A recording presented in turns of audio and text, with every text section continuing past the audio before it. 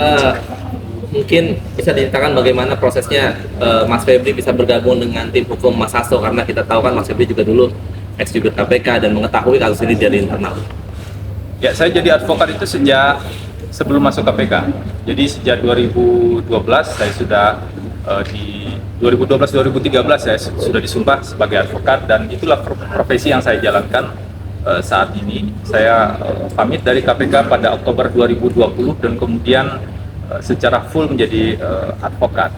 Tadi Bang Todung sebenarnya menyampaikan beberapa hal terkait dengan mungkin banyak pertanyaan ya dari teman-teman, kenapa kemudian katakanlah Bang Todung adalah tokoh anti korupsi kemudian menangani kasus korupsi, karena melihat begitu banyak persoalan dari aspek hukum dalam proses penanganan perkara ini dan juga dari substansinya.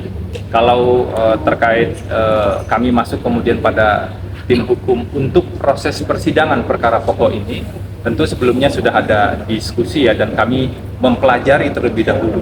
Jadi kami pelajari ada 2 putusan pengadilan yang sudah berkekuatan hukum tetap, karena putusan pengadilan itulah yang menjadi pegangan paling kuat. Seharusnya bagi semua pihak itu jadi pegangan paling kuat. Dan di putusan pengadilan yang berkekuatan hukum tetap untuk 3 orang terdakwa tersebut, sebenarnya sangat jelas tidak ada peran Pak Hasto Kristianto yang kemudian bisa membuat Pak Hasto dijerat sebagai pemberi suap, dan seluruh sumber dana yang diberikan pada Wahyu Setiawan menurut putusan tersebut, fakta hukum yang sudah diuji di persidangan tersebut itu bersumber dari Harun Masiku.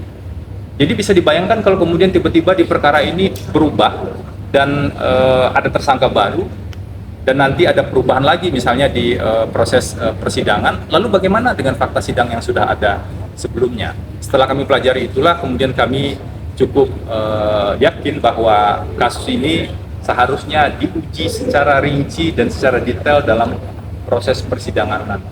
Ini tuh ya.